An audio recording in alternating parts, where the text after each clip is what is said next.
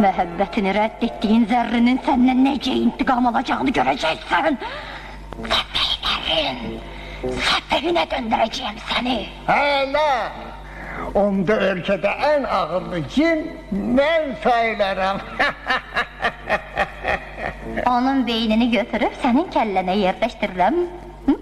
Yerləşməsə necə?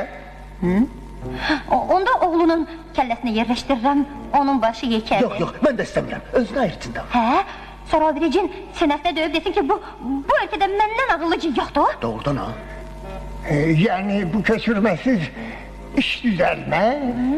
Düzələr niyə düzəlmir, amma baha başa gələr. Bu mirvarı boyunbağını məxsusu sənin üçün dənizlər pərisinin boynundan çıxarmışam.